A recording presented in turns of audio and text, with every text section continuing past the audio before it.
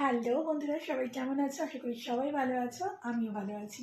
আজ চলে আসলাম আবার একটা অন্যরকম ভিডিও নিয়ে। তো আগেই বলে নিই, আমার চ্যানেলে কিন্তু তোমরা নিত্য নতুন অনেক ধরনের ভিডিওই পাবে বা তোমরা দেখতেও পারো। আর আমার সদ্য যেহেতু বেবি হয়েছে, আমি বেবি সংক্রান্ত অনেক কিছু তোমাদেরকে জানাবো আস্তে আস্তে। আমার এক্সপিরিয়েন্স থেকে আমার অভিজ্ঞতা যে যতটুকু হয়েছে ততটুকু তোমাদেরকে জানাবো। তো আমি এইটুকুই আশা করব যে তোমরা আমার সাথে থাকবে, পাশে থাকবে।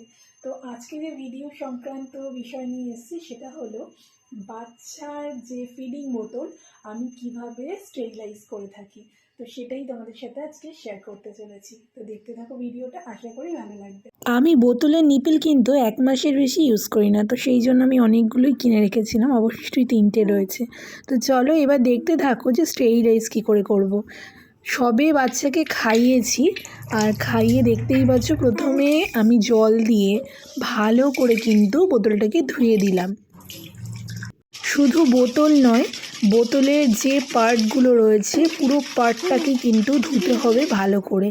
দেখো, এটা হলো মরিসন্স কোম্পানির বোতল ক্লিনার, আর এই বোতল ক্লিনার আর ব্রাশটা দিয়েই কিন্তু আমি বেবির বোতলটা পরিষ্কার করে ভালো করে ধুয়ে নিয়ে তারপরে কিন্তু আমি স্টেরিলাইজ করতে বসাই। এইভাবে ইন্ডাকশানে বসিয়ে দিয়ে আমি কিন্তু পাওয়ারটা এখানে কমিয়ে দিই, 800 পাওয়ারে দিয়ে এটা আমি 10 মিনিট ফোটাই। বোতলটা ফোটানো হয়ে গেলে আমি কিন্তু আবারও ঠান্ডা জলে খুব ভালো করে বোতলটাকে ধুয়ে নিই। তো চলো, আজকে ভিডিওটা এতটাই থাকলো। তোমরা যদি এই বেবি সংক্রান্ত কোনো বিষয় কিছু জানতে চাও আমাকে অবশ্যই জানিও। আমি আমার নিজের এক্সপিরিয়েন্স থেকে যতটুকু শিখেছি, যতটুকু জেনেছি তোমাদের সাথে শেয়ার করব।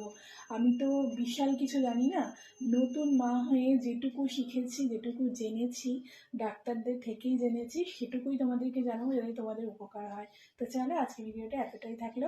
টাটা সকলকে, সবাই ভালো থেকো।